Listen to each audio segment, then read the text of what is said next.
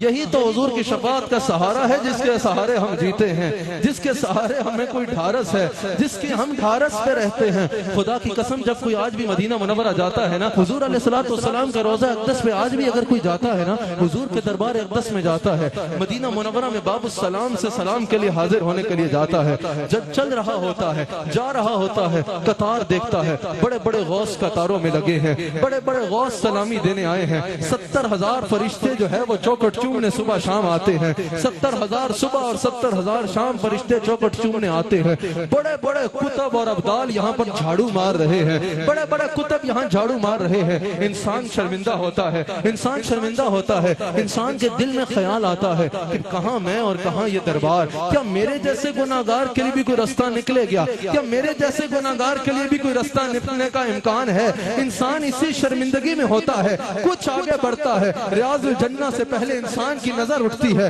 سنہرے حروف میں حضور کا فرمان نظر آتا ہے، شفاعتی لأہل القبائر من امتی، میری شفاعت صرف نیکوکاروں کے لیے نہیں، میری شفاعت اپنی امت کے بڑے بڑے گناہگاروں کے لیے ہے، بڑے بڑے گناہگاروں کے لیے ہے۔ لیکن آگے ساتھ ہی یہ فرمان لکھا ہے کہ میری شفاعت قیامت کے دن برحق ہے، لیکن جو اس پہ ایمان نہیں رکھتا وہ اس کا حقدار بھی نہیں ہوگا، جو اس کا ایمان نہیں رکھتا وہ اس کا حقدار بھی نہیں ہوگا۔ جب ہم بات کرتے ہیں نا شفاعت مصطفیٰ کی، بعض لوگ کہتے ہیں نہیں بھئی کوئی کسی کا شافع اور کوئی کسی کا حامی نہیں ہوگا، کوئی کسی کا سفارشی نہیں ہوگا، شفاعت کا مطلق انکار کر دیتے ہیں۔ میں نے کہا شفاعت بالاذن کیا ہے بھائی؟ کہا شفاعت بالاذن کی صورت یہ ہے کہ اگر کوئی بادشاہ خود کسی کو چھوڑنا چاہتا ہے، کوئی بادشاہ خود کسی مجرم کو بخشنا چاہتا ہے، اس کو قانون ٹوٹنے کا ڈر ہے کہ اگر میں نے اس مجرم کو چھوڑ دیا تو قانون ٹوٹ جائے گا، وہ کسی شافع کو ویسے ہی کہہ دیتا ہے کہ تم اس کی سفارش کر دو، وہ سفارشی جو ہے شاہی اشارہ پا کے سفارش کر دیتا ہے اور بس وہ سفارش کرتا ہے اور بادشاہ چھوڑ دیتا ہے۔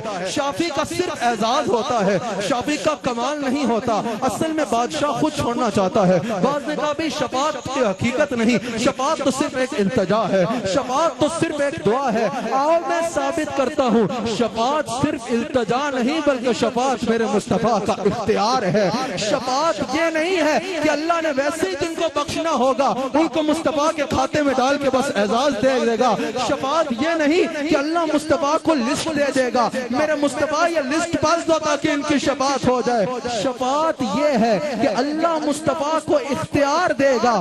اللہ مصطفیٰ کو اختیار دے گا۔ حضور علیہ السلام جس کو چاہیں گے اپنے ذمہ کرم پہ لیں گے اور ایک نظر ڈال کے جہنمی کو جنتی بنا